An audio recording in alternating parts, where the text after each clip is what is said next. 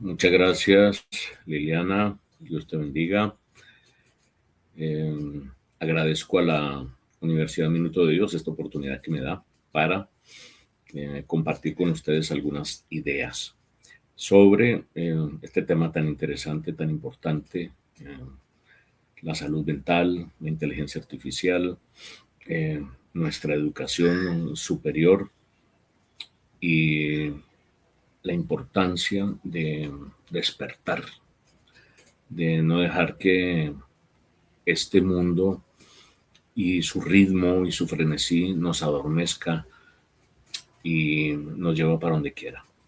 Creo que a lo largo del día las intervenciones, las conferencias han tenido como un hilo conductor interesante, se retroalimentan, unen puntos, me ha parecido una experiencia bien bonita. Y también anticipan cosas, como lo que como lo que dijo el doctor Elirio Raigoso, diciendo que suelo citar a Byung-Chul Han, este filósofo surcoreano, y obviamente el tema de hoy lo voy a basar fundamentalmente en él. Quisiera pedirle el favor si podemos poner la presentación, les agradezco. El título: Educar en medio del ruido, salud mental y sentido humano en tiempos de la IA. El enfoque de esta presentación va a ser fundamentalmente descubrir cuál es el sentido humano.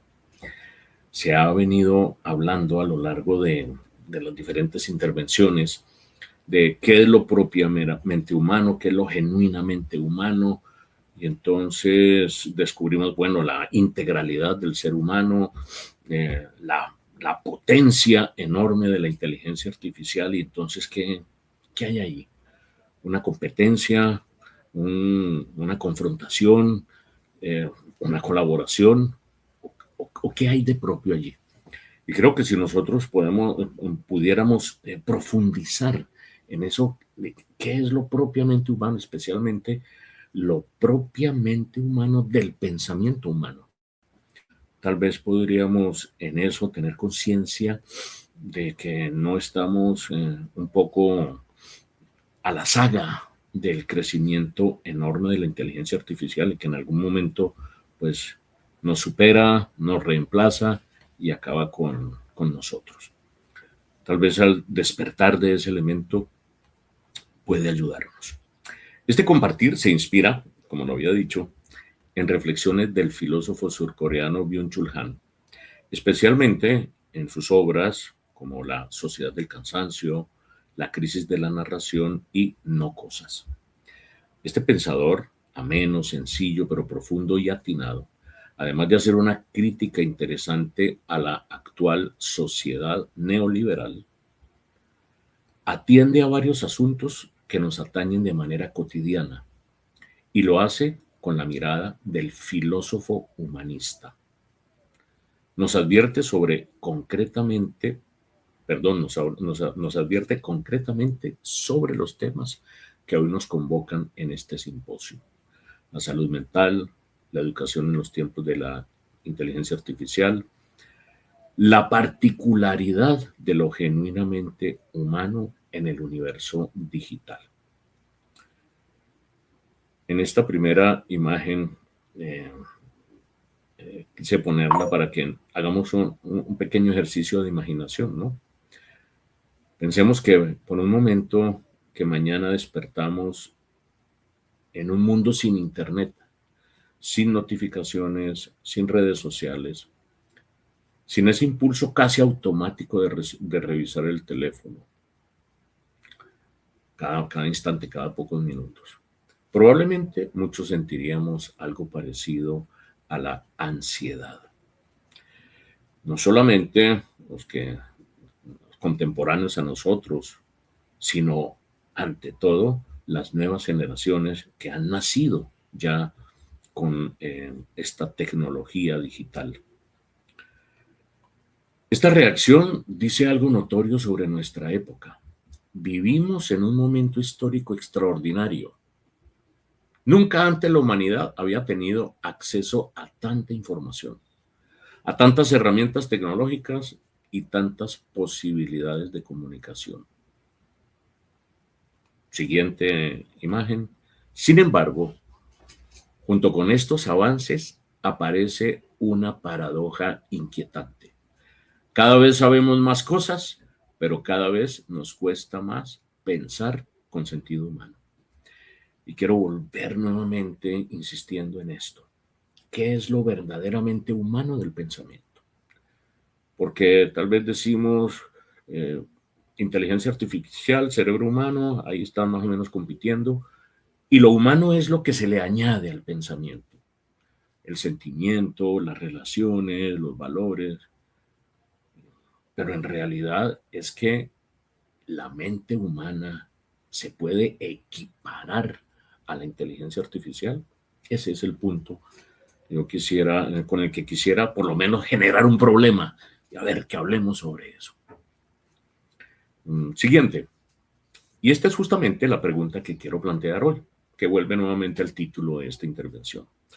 ¿Cómo educar en medio del ruido digital, la crisis de salud mental actual y el surgimiento o preponderancia, si se quiere, de la inteligencia artificial? Entonces, para ello, quiero simplemente pasar por 4 puntos. Siguiente. En primer lugar, voy a hablar de la crisis actual de salud mental, Byung-Chul Han, el ruido informático y la fragmentación de la información, la crisis de la narración y, digamos, el plato fuerte, donde más quiero detenerme, la inteligencia artificial y la mente humana, alcances y límites de cada una de ellas. Vamos entonces con la primera, siguiente. La crisis de la salud mental en el siglo XXI. Según este autor citado, que, bueno, me agrada, tal vez no tenga la teoría más ineludible o la teoría más perfecta, sin embargo, toca problemas que nos atañen muy concretamente. En una de sus obras principales, la que lo llevó a la fama, al estrellato, La Sociedad del Cansancio, del 2010, muestra que uno de los rasgos más característicos de nuestra época es la crisis de la salud mental. Y él establece que hay como 2 paradigmas. Un paradigma propio del siglo XX, que era lo bacteriano, lo viral, y la del siglo XXI, que es lo mental. No es que él esté haciendo un diagnóstico estadístico, y mucho menos sobre la medicina o sobre los avances médicos, sino más bien son como metáforas que él está estableciendo para mostrar cuáles eran los problemas que nos preocupaban en cada una de estas 2 etapas históricas. Hegel dijo que la filosofía es el concepto, perdón, que es la época elevada al concepto. Pensar filosóficamente es también pensar en la época y tratar de darle un significado a los momentos que estamos viviendo de manera amplia, global. Él decía con esto que las enfermedades, podríamos decir, que más se trataron o que más con las que más se luchó en el siglo XX fueron las enfermedades virales, bacterianas. De hecho, en este siglo se descubrió la penicilina, se hizo un esfuerzo enorme por hacer vacunaciones masivas, eran programas, podríamos decir, de la salud mundial, pero también tenía como que en un trasfondo una preocupación, si se quiere, una narración, una narrativa eh, que cobijaba a todo el mundo, y era el peligro de que lo extraño nos invada. Aún todos estos temores sobre invasiones extraterrestres y cuestiones de estas manifestaban algo, y es que el mundo estaba, pues, dividido en 2 bloques. Entonces estaba el bloque comunista, el bloque capitalista, y cada uno de ellos teniendo de que los fueran a infiltrar, de que los fueran a contagiar, de que los fueran a contaminar. Y ese ambiente de un temor a que lo diferente me dañe estableció una preocupación generalizada. Pero a finales del siglo XX, con la caída del muro de Berlín, el colapso de la Unión Soviética y esas transformaciones que se dieron en los años 90, surgió esa idea de la globalización, donde ya no hay temor de que me invada el diferente, y entonces surgió como una tranquilidad por probar de todo y estar en todo, y coincidió con el desarrollo de estas tecnologías digitales del Internet, donde la globalización, no solamente del comercio, sino del conocimiento, de toda la productividad, estaba a la luz del día. ¿Y qué ocurrió con ello? Surgió la idea entonces de una sociedad no disciplinaria, de la vigilancia, del cuidado, sino una sociedad del rendimiento. Siguiente. Este paso del siglo XIX al siglo XX está guiada por esta consigna. Hemos pasado de una sociedad disciplinaria a una sociedad del rendimiento. Con esto Byung-Chul Han, retomando al filósofo francés Michel Foucault, manifiesta cómo antes sentíamos como que el jefe nos tiene ahí vigilando, pero ahora podemos ser jefes de nosotros mismos. Y entonces con ese paradigma ya no necesito que me estén cuidando, sino que yo mismo me cuido.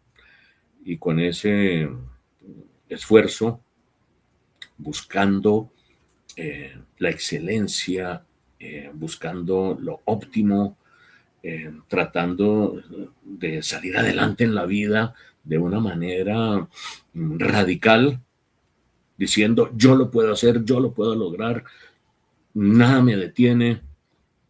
Bueno, llegó a lo que podríamos decir el resultado de esa manera de pensar.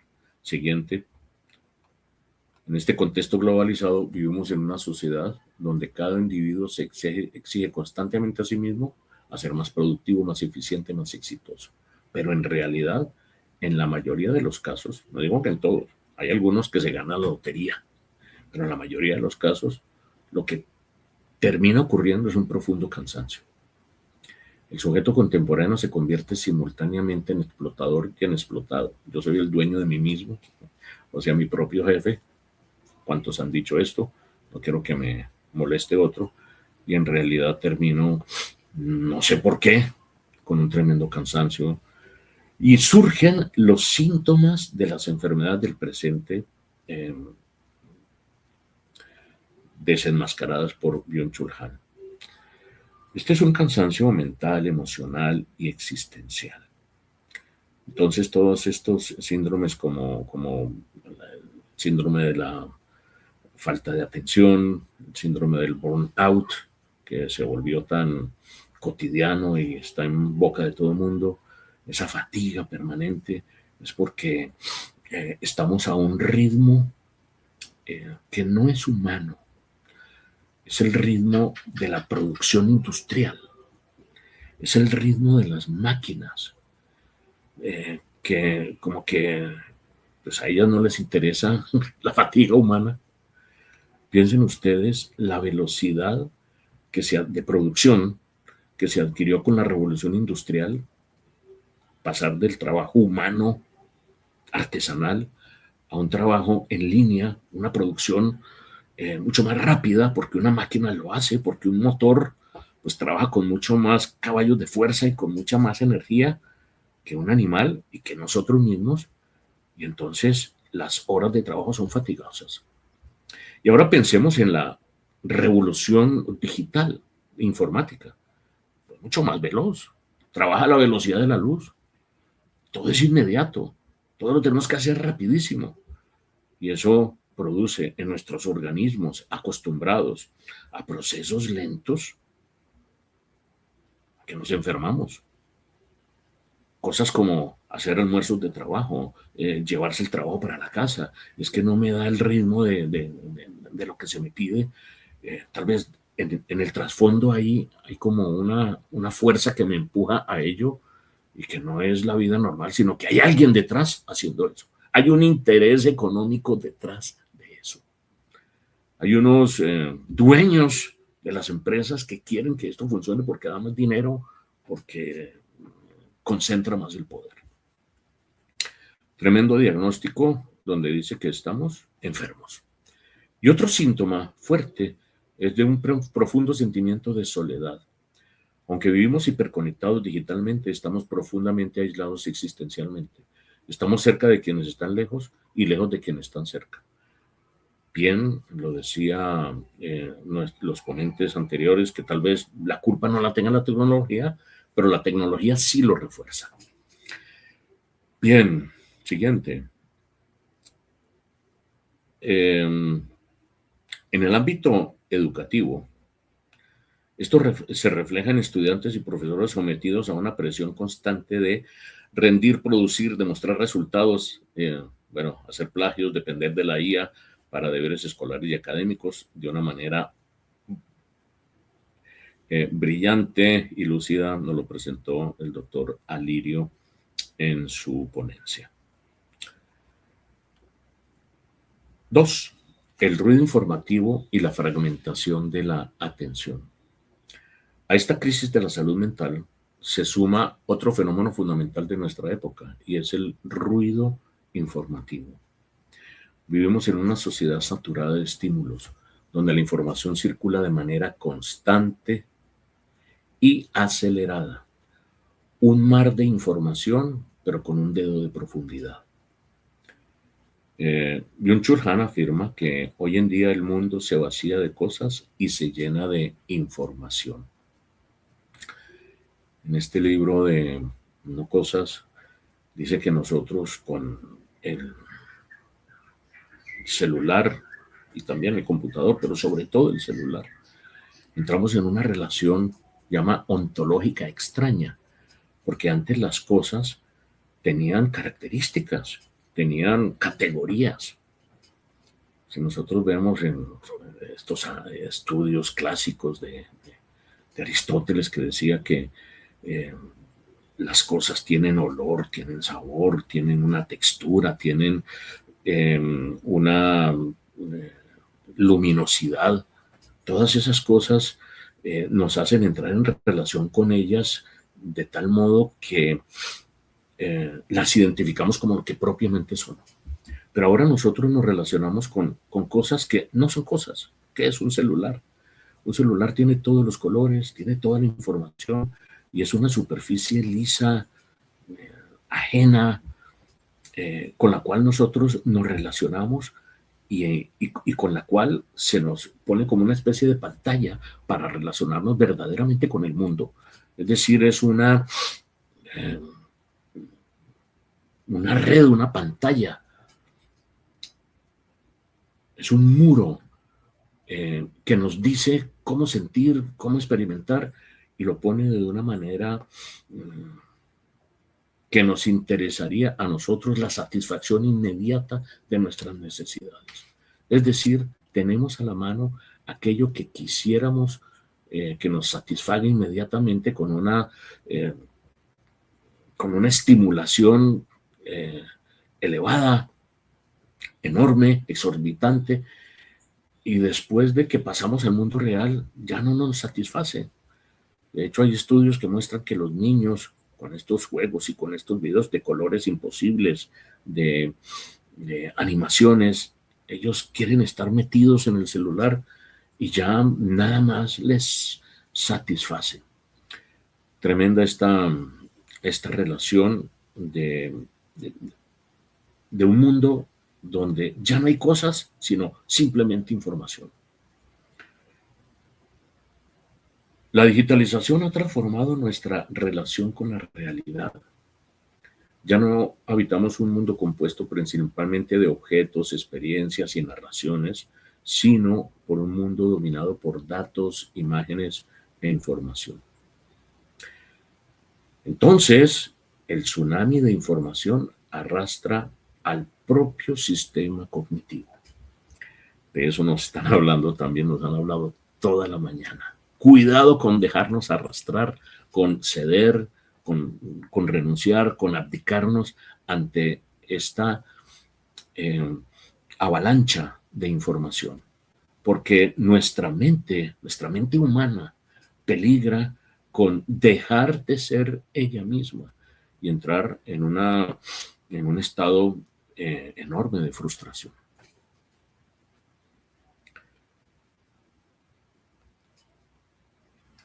Tomamos nota de todo sin obtener un conocimiento. Es decir, registramos datos, guardamos información, almacenamos archivos, pero muchas veces sin constituir comprensión ni sentido de ello. Esto tiene consecuencias directas sobre nuestra capacidad de atención. Las redes sociales, los videos cortos, las notificaciones constantes, el flujo continuo de estímulos fragmentan nuestra atención y dificultan el pensamiento complejo. Siguiente. Crisis de la narración. En la anterior les había muestro cómo hay una fragmentación de la información, es decir, no hay un sentido, no hay un hilo conductor que le dé sentido a lo que estamos haciendo, sino es puras informaciones segmentadas, atomizadas. Y la crisis de la narración. La narración, como se pone allí, no solo transmite conocimiento, sino que crea sentido, crea comunidad y posee incluso una dimensión terapéutica. En la sociedad digital, la narración se ha atomizado.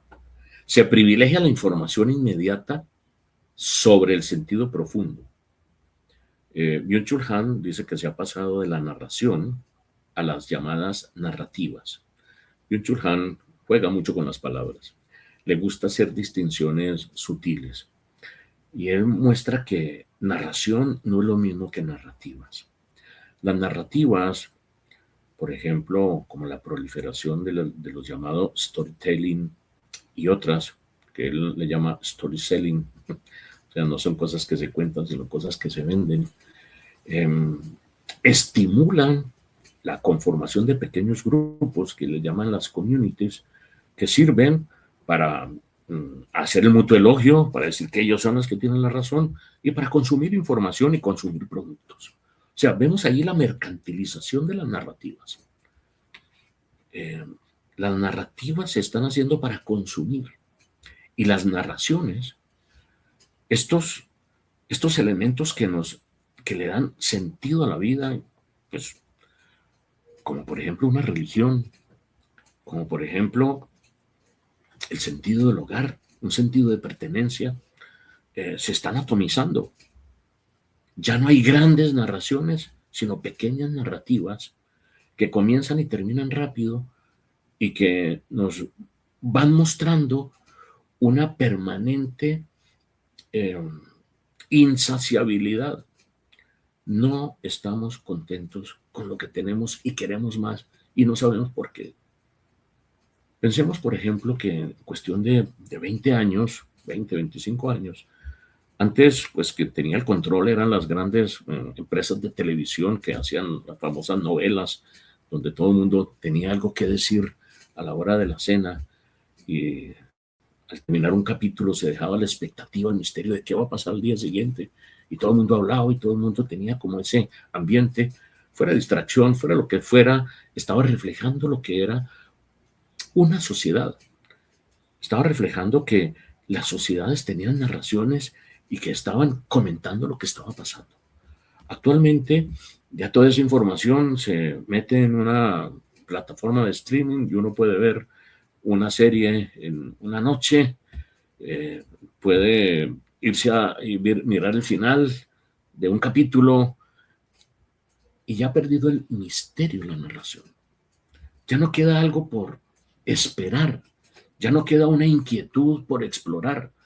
Ahora todo se sabe de antemano, todo está fragmentado y entonces entramos en una actitud que nos va volviendo más insaciables, más parcializados, más radicalizados y más violentos.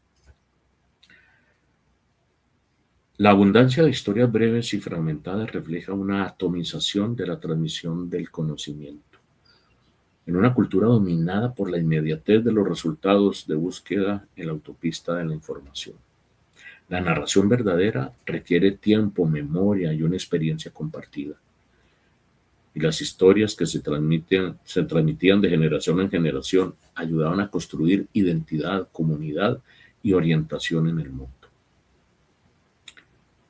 Por lo tanto, es necesario recuperar la narración, abrir los ojos y descubrir que construir narraciones con sentido completo en sí mismas, que tienen un punto de partida, un desarrollo, un final, que generan una expectativa y un sentido de pertenencia, y es importante tenerlas. Pienso en el esfuerzo que se está haciendo en el Minuto de Dios, por ejemplo, de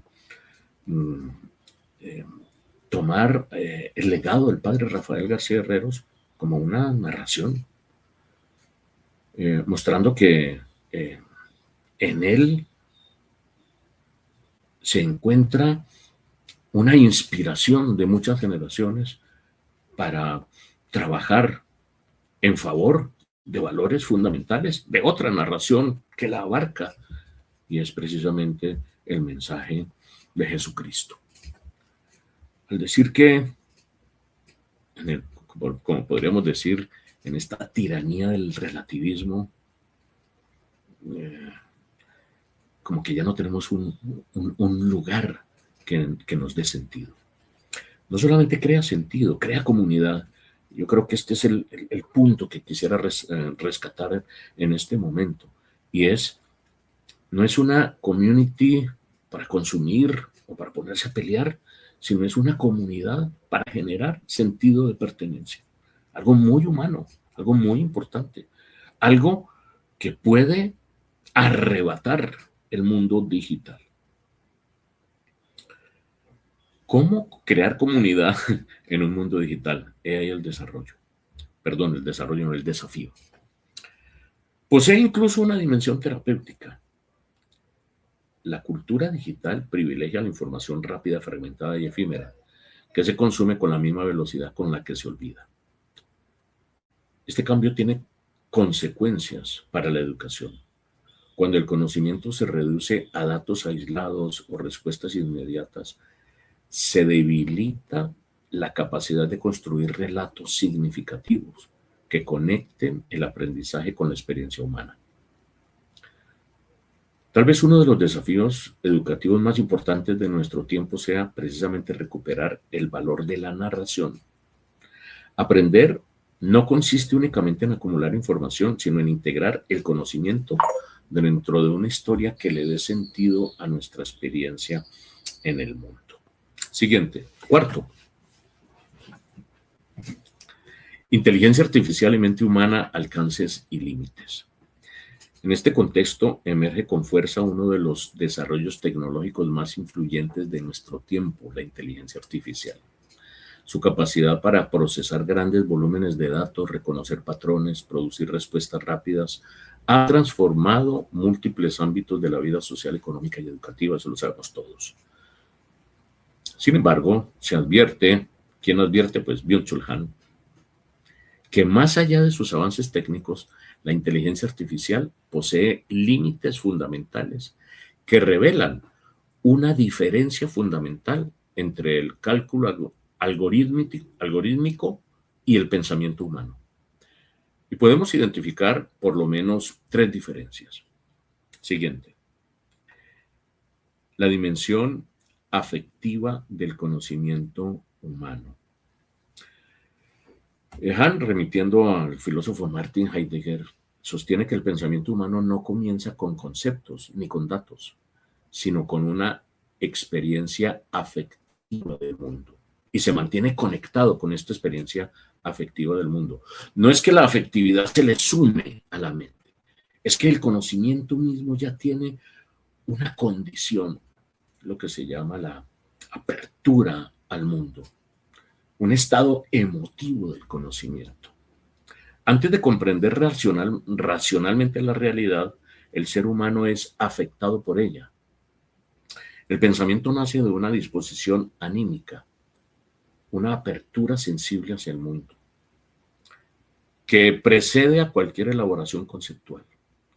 Sería algo previo al pienso luego existo, el que partió René Descartes, en su intento por encontrar un punto arquimédico que refunde el pensamiento crítico. Es tal vez una de las reflexiones llamativas, interesantes de Heidegger, donde él habla de un ser a la mano. El ser a la mano es el mundo en el que yo me encuentro cómodo, el que no me ha, podríamos decir, cuestionado, el que no ha fallado ante mí. Es como cuando yo sé un arte, como por ejemplo escribir, y utilizo un bolígrafo. Esta es mi herramienta. Todos nosotros utilizamos herramientas y muchas veces no las conocemos, porque son para nosotros seres a la mano. Y al ser seres a la mano, yo ya establezco un camino de conocimiento previo al raciocinio, al dato. Pero cuando a veces estos seres a la mano se dañan, tienen un problema,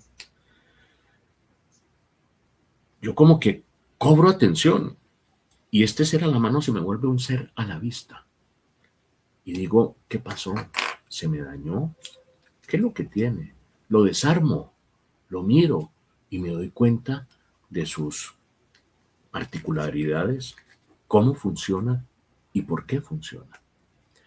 Este momento no es el primero del conocimiento, es el segundo.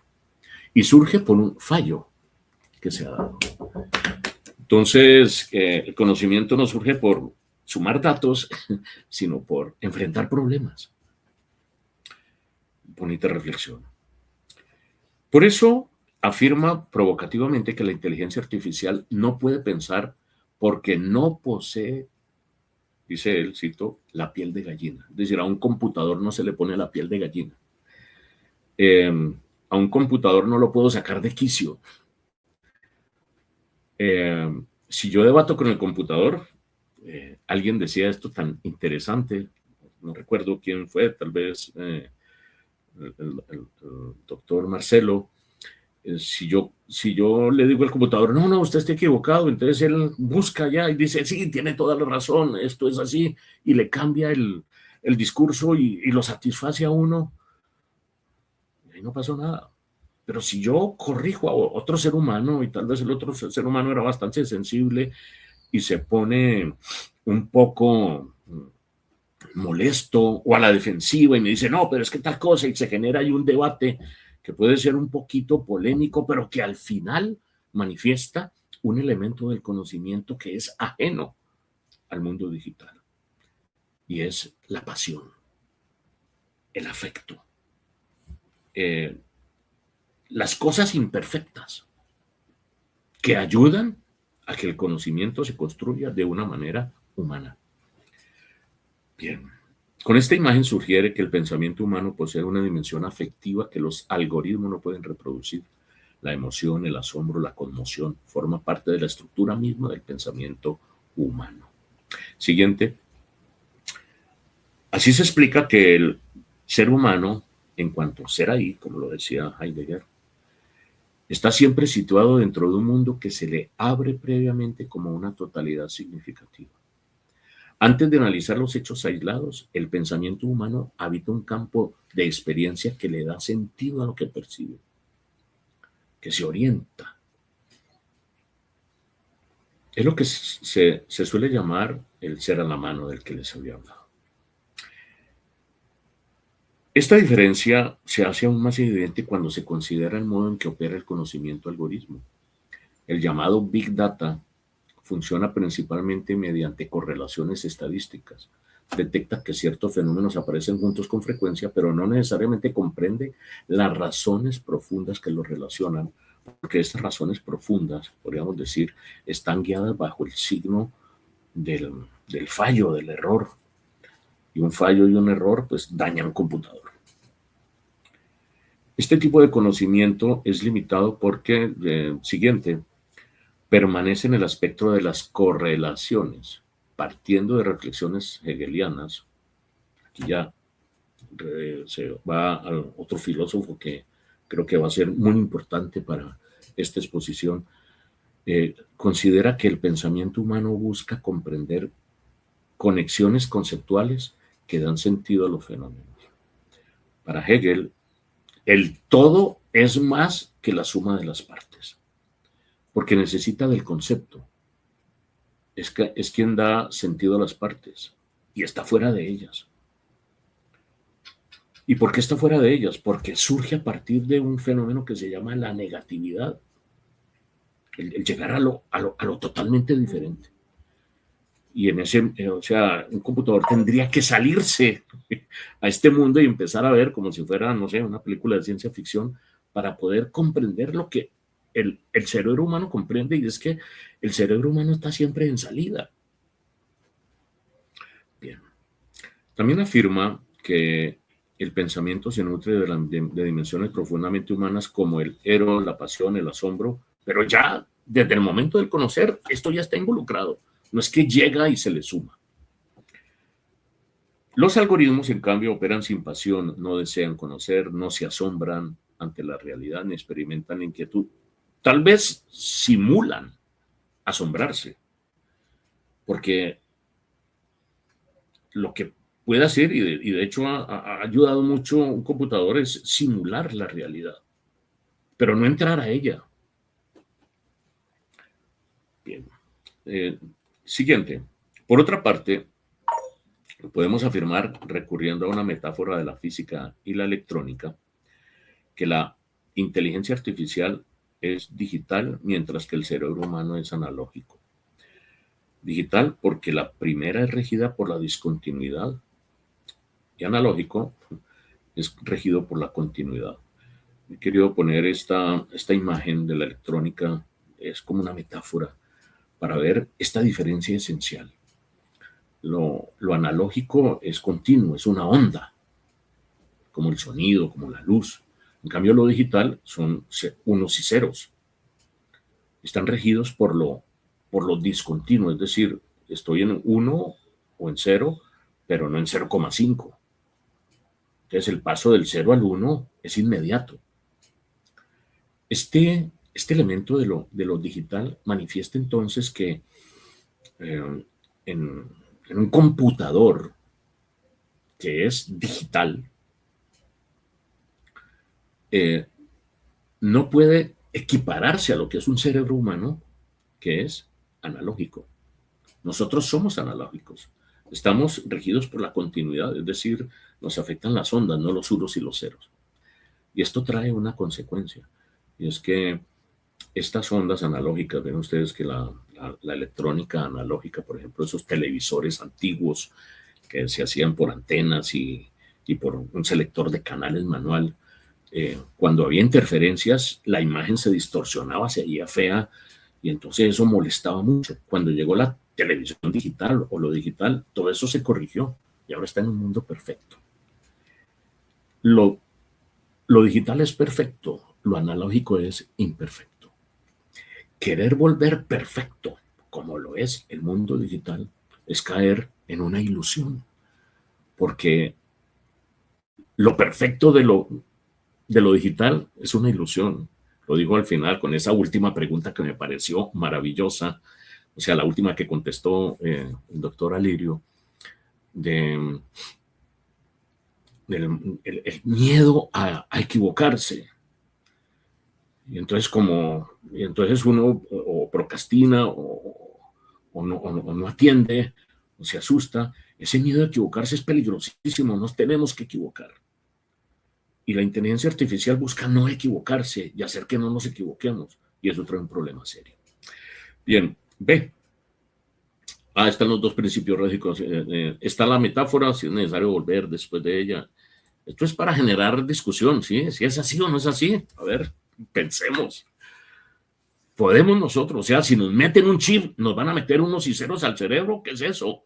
Para eso se necesita un traductor, algo que vuelva lo digital analógico y lo analógico digital, pero conectar eso va a ser terrible, prácticamente imposible. O sea, ¿cómo dialoga lo analógico con lo digital? ¿Se pueden unir? ¿Se pueden fusionar en algún momento? Bien. Están otros elementos que son los principios lógicos con los que funciona el cerebro humano y la mente, y perdón, la inteligencia artificial. Es fundamentalmente la lógica con la que funciona la inteligencia artificial, es la lógica matemática binaria, la lógica que estableció las inferencias causales de P y Q, sí y no. Tiene solamente dos posibilidades.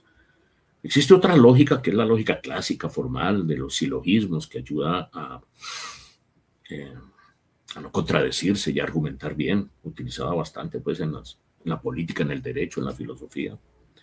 Pero existe otra lógica, y es la lógica dialéctica. Es la lógica que no evita la contradicción, sino que parte de la contradicción. Es decir, es la lógica que parte de la negatividad. Y a partir de él, caer en lo opuesto y descubrir que hace 5 minutos no tenía razón y creía tenerla, como cuando escribe uno, son las 4 y lee ese texto a las 4:30, son las 4, pues no es verdad, ahora son las 4:30. El solo hecho de dejar pasar unos minutos, ya esas certezas sensibles ya no están. No le tengamos miedo a no tener certezas sensibles. No le tengamos miedo a que nos contradigan nuestras convicciones. Eso hace parte de nuestra lógica humana, que es dialéctica, no es matemática, no es unos y ceros, es procesos en los cuales uno va cayendo y se va levantando. Siguiente.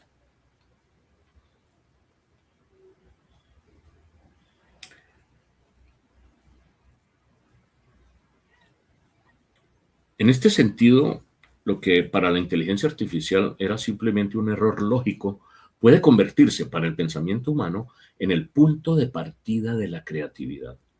La lógica dialéctica permite abrir nuevas perspectivas, interpretar la realidad y generar sentidos que no estaban previamente dados. Por esta razón, el verdadero peligro de la inteligencia artificial no consiste únicamente en su desarrollo tecnológico, sino en la posibilidad de que el propio pensamiento humano empiece a imitar su lógica. Existe el riesgo de que la inteligencia humana se reduzca progresivamente al cálculo, a la eficiencia, a la resolución automática de problemas. Y cuando esto ocurre, el pensamiento pierde profundidad especulativa y se vuelve meramente funcional. Y en ese sentido sí ya tenemos perdida la, la, la carrera, si se quiere, la competencia. Por lo tanto, hay otro elemento que es propiamente humano, exclusivamente humano, y es la imaginación. Además, el pensamiento humano posee una capacidad creadora que los algoritmos no pueden producir. Pensar no consiste solamente en elegir entre opciones previamente dadas, sino en abrir nuevos horizontes de sentido y en introducir lo verdaderamente nuevo en el mundo. En esto quiero hacer referencia a dos casos donde un gran avance surgió a partir de un gran problema y aún una gran decepción.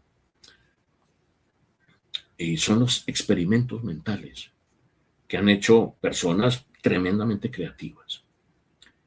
Por ejemplo, lo que hizo Nicolás Copérnico eh, después de que eh, se puso en evidencia que el Sol no gira alrededor de la Tierra, sino la Tierra alrededor del Sol. La revolución heliocéntrica, fruto de un experimento mental. Experimentos mentales que miran nuevas posibilidades cuando se está enfrentando un gran problema. Eh, la, la inteligencia artificial hace simulaciones, la mente humana hace experimentos mentales.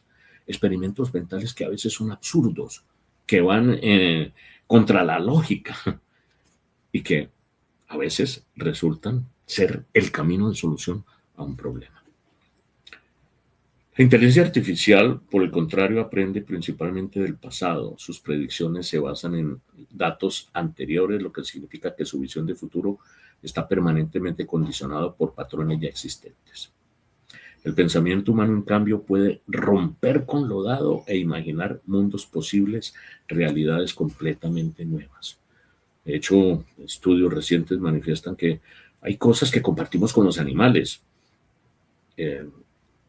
La inteligencia, la política, las jerarquías, aún ciertas cosas hasta éticas. Uno dice hasta qué punto nos diferenciamos de los animales y cada vez nos parecemos más a ellos, o al resto de los animales, también somos animales. Pero hay algo en lo que no se ha podido mostrar que lo tengan ellos, y es la imaginación. Imaginar mundos posibles con la religión, el arte, la literatura, hacer experimentos mentales. Eso no. Y la inteligencia artificial lo podrá tener.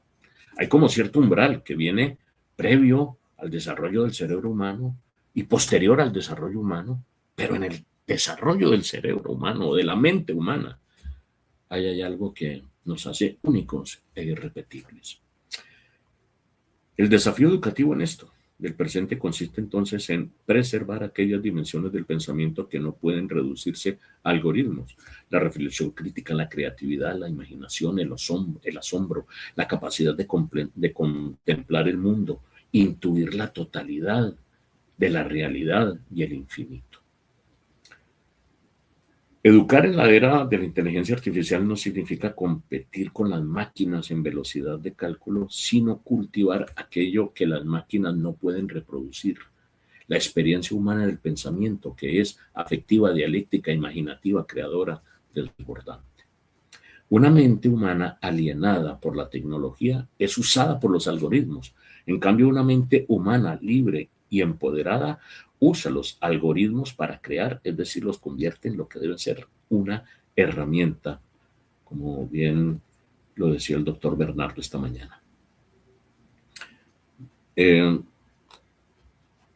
Y último, conclusión, quisiera dejar algunos elementos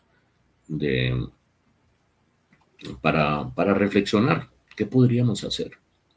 Quizá educar hoy consiste justamente en esto: a ayudar a las nuevas generaciones a recuperar la actitud crítica necesaria para pensar humanamente en medio del ruidoso universo digital. Algunas prácticas pueden ayudarnos a reconstruir nuestra relación con el conocimiento humanamente. Primera, recuperar la atención, es decir, elegir, no dejarse arrastrar por los algoritmos, dirigir la mirada, no dejarse dirigir por ella. Segundo, cultivar la reflexión lenta. Es decir, no vamos a querer nosotros competir con la velocidad de la inteligencia artificial, que ella viaja a la velocidad de la luz. Pero sí podemos hacer cosas lentas. Por ahí antes habían cursos de lectura rápida para poder. Ahorita deberíamos hacer cursos de lectura lenta, es decir, cómo leer con atención un párrafo que nos haga pensar, que nos problematice el mundo. Leer libros completos, dialogar más con quien no comparte mis ideas, escribir más, no solo reaccionar a lo que los demás hacen. 3, abrazar la complejidad, es decir, superar la alternativa digital, sino otras posibilidades. 4, despertar, es decir, crear comunidades conscientes, con sentido de pertenencia, recuperando la narración. 5, recuperar la memoria, es decir, redescubrir los clásicos.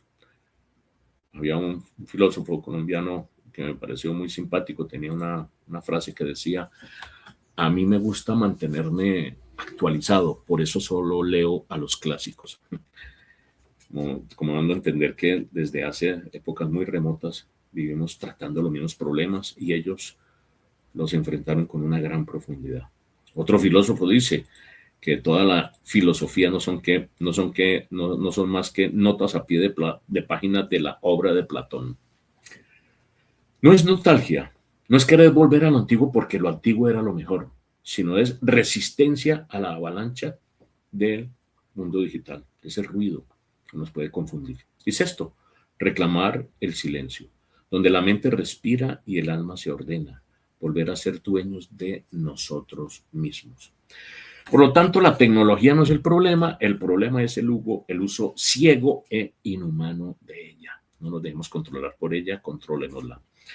Quiero terminar con una frase del padre Rafael García Herreros, de su advocación al hombre, discurso que realizó en el año 73, creo, en el banquete del millón, que dice el siguiente, que refleja algo importante, bello, que lo intuía. Siguiente, creo que se me fue una en blanco, muy bien.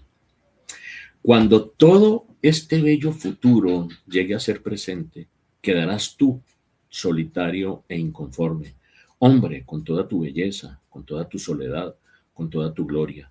Siempre quedarás con tu propio misterio, añadido al misterio de tu origen y de tu fin. Muchas gracias. Padre Germán, excelente disertación, súper valiosa. Digamos que cuando hablamos de educar es sin duda no solo un acto de resistencia, sino sobre todo un acto de amor. Estamos con estudiantes, con tutores, con docentes, entonces hacer realmente que esto sea un acto de amor, la educación. Todas estas ideas que nos compartes y que elevan esta conversación, este simposio, más a nivel crítico, filosófico, sociológico, diría yo, desde el autor Byung-Chul Han, se convierten en una guía para entender que, digamos, el problema no es el dispositivo, el artefacto, la máquina, el código, etcétera, sino el sistema en el que vivimos. Porque empezando como personas nos autoexplotamos, como lo comentaste, creyendo que nos estamos empoderando, realizando, y eso es lo que nos conduce a ese cansancio emocional y existencial que tenemos permanentemente. También hablaste de algo súper valioso, interesante, que es el sentimiento, los valores, las emociones, las relaciones, que son propiamente lo humano, no las podemos comparar con una máquina, no las podemos equiparar a una máquina. El ejercicio que también mencionaste de si nos despertáramos sin internet, ¿qué pasaríamos? ¿Qué pasaría? Entonces tendríamos una gran ansiedad. Y esto es el reflejo de esa dependencia ontológica de las redes. Otra frase que me pareció súper interesante es lo de los almuerzos de trabajo que vivimos permanentemente. Son el símbolo de nosotros, de una sociedad que ha eliminado esos espacios de contemplación, que también lo mencionaste y es una palabra hermosa que me encanta, y los hemos convertido en espacios de productividad. Muy divertidos también los memes, el lenguaje de los jóvenes, la cercanía hacia ese cansancio. Entonces, el desafío no es solo técnico, sino humano. Recuperar ese derecho que todos tenemos a descansar, a descansar, al silencio frente a todos los ruidos digitales, a vincularnos con el otro desde aspectos empáticos, desde el rendimiento, ser sujetos humanos con sentido, con salud mental frente a lo digital. Entonces hay que romper con esa productividad que nunca para, que nunca se interrumpe. Entonces, padre, sus desafíos, lo que nos plantea en esta exposición, esperamos que desde un minuto se construya un significado y se proteja esa integridad emocional de los estudiantes y profesores. Gracias, padre, por orientarnos en este camino, hablarnos de la humanidad de la tecnología desde la identidad de El Minuto de Dios. Y ahora tenemos unas preguntas que César y Paula nos van a poner allí. Padre, ¿cómo afecta el flujo infinito de datos a nuestra concentración y cómo podemos comprender o controlar esa relación esencial ante la saturación informativa, perdón? Muy bien, interesante pregunta. Este flujo infinito de datos o arrollador de datos Eh, Creo que cómo afecta, pues nos enferma, nos desconcentra, nos aísla, nos polariza, una montonera de cosas. Son elementos que no logramos procesar. Eh, ¿Cómo podríamos comprender y controlar esta relación? Bueno, comprender y controlarla es con una palabra que viene dicha desde Heráclito. O sea, esto no es nuevo. Despierta, date cuenta de lo que está pasando. Ser conscientes. Y el despertar se da por un hecho no acumulativo, no se da por una conclusión lógica. El despertar se da por una reacción que me duele, por una cuestión afectiva, por tomar conciencia de algo que no está funcionando bien y en la que todos estamos como zombies. Entonces, ese elemento de despierta que pareciera que autosuperación barata, no. Esto de despierta es el elemento en el que muchos hombres y mujeres de la historia de la humanidad nos han dicho, haz un camino y piensa bien lo que está pasando, detente, date el tiempo en un momento dado de no seguir en el frenesí del que estabas y como que salirte del bosque, ¿sí? Para poder verlo en su magnitud. Ese elemento de hacer un alto, salir un momentito es muy importante. Por eso todas estas recomendaciones, podríamos decir, de la espiritualidad es tan importante. Jesucristo también dijo, despierta. Es necesario estar atentos. Él decía que estar vigilantes, porque no sabemos cuándo llegará el novio a la medianoche. Todos estos elementos de estar atentos frente a algo que nos está pasando y no nos damos cuenta, es como un sacudón. Es importante el sacudón. Y el sacudón, pues nos lo tenemos que dar, y se lo tenemos que dar a otras personas, y tenemos que buscar cómo hacer esos sacudones. Bueno, sí, yo tengo una gran preocupación, esto ya es algo como personal, porque llevo ya 9 años como 7 años en esta educación virtual, y es cómo sacudir a los estudiantes que están del otro lado de la cámara a 3.000 kilómetros de distancia, cómo mantener la atención, cómo sugerirle. Ahí estoy haciendo experimentos. Uno que hicimos hace un poquito es tomar textos chiquitos pero complejos y estar trabajando sobre él, casi que leyéndolo juntos y analizando y debatiendo con algún elemento ahí que genere un poquito de adrenalina para que genere la atención, como por ejemplo una ruleta o algo así para que alguien le toque, así como hacíamos cuando nos formamos en la universidad, en los seminarios y en las cosas donde uno le daba una especie de gastritis cuando tenía que exponer, pero eso ayudaba, eso era importante, y sobre todo cuando era sorteada. Entonces todos esos elementos a uno como que lo despiertan, como que lo sacuden. Esto es importante, pequeñas cosas que generen este sentido de estar al tanto de lo que está aconteciendo, saliéndose de ello. Sí, padre, en este sentido creo que logramos, digamos, el doble flujo cuando estuvo todo este proceso de la pandemia, porque por un lado algunos logramos conectarnos más con la familia, porque estábamos todos en casa, entonces más dialogar, sensibilizarnos, compartir, escuchar al otro, etcétera, al vecino que estaba solo, al adulto mayor, abuelito, acompañarlo al mercado, hasta escaparnos a visitar nuestros papás, nuestros hermanos, etcétera, fue bueno, pero también estábamos conectados tratando de responder a las necesidades laborales y académicas que se nos planteaban. Pero digamos, es un poco eso, cómo podemos acercarnos nuevamente más a esas relaciones interpersonales tan importantes para todos nosotros. Hubo un dato, una pequeña cosita, un dato que me despertó pues cuando estaba revisando cómo preparar esta intervención. Por ahí vi un dato en el cual la mente humana cuando se distrae, o sea, cuando está bien concentrada y se distrae por algo que pasa, volver al nivel de concentración que tenía en el momento mismo en que se generó la distracción, tarda más o menos unos 23 minutos. Y si uno está leyendo algo y va recibiendo cada 4 o 5 minutos notificaciones y está mirando, ¿cuándo se concentra? Nunca. es un problema serio. Entonces eso me despertó y dije, bueno, voy a tener el celular y el chat del computador apagados y totalmente lejos, porque si no, la cosa se vuelve enfermiza, se vuelve insostenible. Así es, padre. Tenemos una segunda pregunta, que es, en esta época la sociedad y las redes sociales hacen que las personas vivamos apresuradas y vayamos a un ritmo acelerado por tratar de ser mejores que los demás. ¿Qué opina, padre, Sí, usted de eso? estoy totalmente de acuerdo. De hecho, hay pensadores que caracterizan el fin del siglo XX y el inicio del siglo XXI bajo una categoría filosófica, ¿sí? Que es la aceleración. Tal vez otros siglos, sí, otros eran que no sé qué, las ideologías, el siglo de las ideologías, el otro el siglo de la religión, de la razón, qué sé yo, pero ahora se está midiendo a esta sociedad por una aceleración.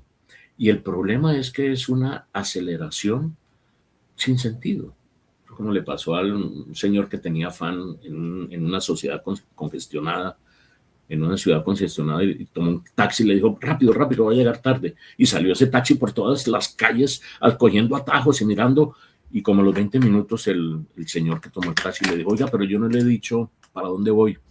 Y el taxista le dijo, no, pero voy lo más rápido que puedo. Entonces, así estamos nosotros con la avalancha de datos, es verdad. O sea, estamos acelerados, ¿para qué?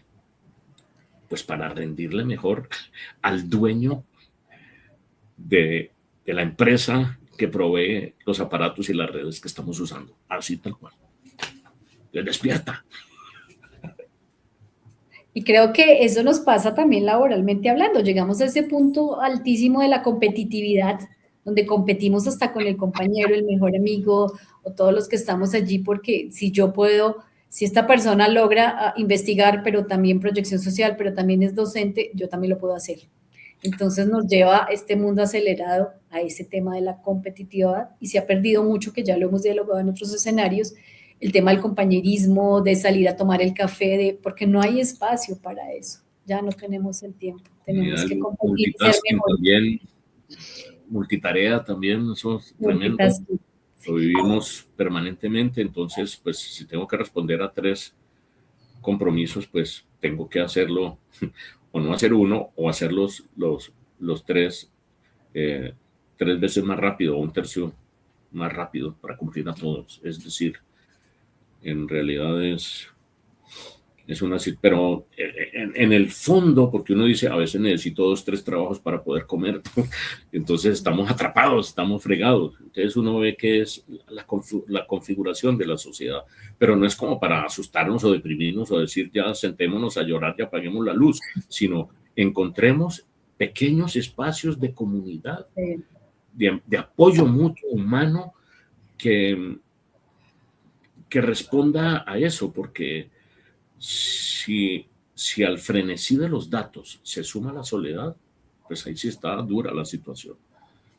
Y si esa soledad la compenso con inteligencia artificial, que ella no sabe de eso, porque no puede ser empática, ella puede ser, ¿cómo se dice? Plausible, darme gusto, pero eso no es empatía, eso es estrategia. La verdadera empatía es, como decía el Evangelio, disculpen la publicidad, la compasión de Jesús era sentir el dolor del otro. Un computador no va a sentir mi soledad. Entonces, hay que tener, él la puede simular, pero no la puede sentir. Y esa transferencia del sentimiento es importante, es lo que tenemos como seres humanos. Eso lo resaltó el Evangelio, lo resaltó nuestra fe cristiana y otras propuestas humanistas, pero es necesario tenerla en cuenta. Eso es lo irreductible nuestro, el sentido de una pequeña comunidad que comprende y aprende a partir de las experiencias de dolor y de negatividad y de frustración, bueno, a lo que llamamos la lógica dialéctica. Y que contempla también, padre, que contempla el ambiente, que contempla el árbol, el bosque. Así es. El detener el flujo, desacelerar la contemplación es un elemento fundamental también. Perfecto, padre. ¿Tenemos una tercera pregunta? Vivimos en una época donde aparentar vale más que ser, en la que incluso las madres sienten presión por verse perfectas. Poco después de dar a luz y descansar puede considerarse ineficiencia. Muy interesante. Tremendo, sí. Aparentar vale más que ser.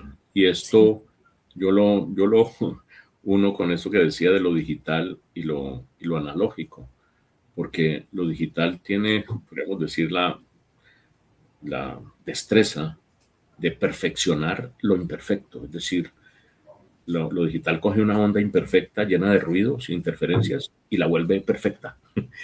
Y entonces eso hace, por eso las pantallas tienen esa perfección, entonces eh, esa perfectibilidad de lo digital me hace a mí soñar con un mundo perfecto que en realidad es un espejismo.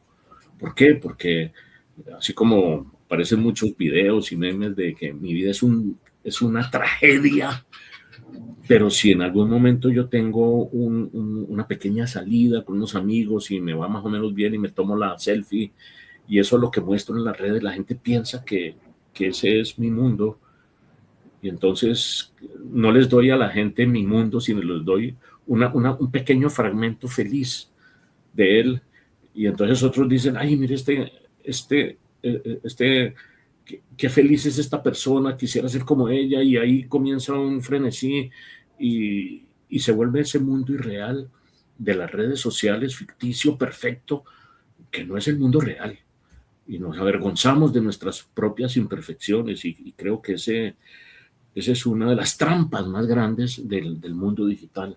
Esa aparente perfección que solamente existe para ella, no existe para nosotros.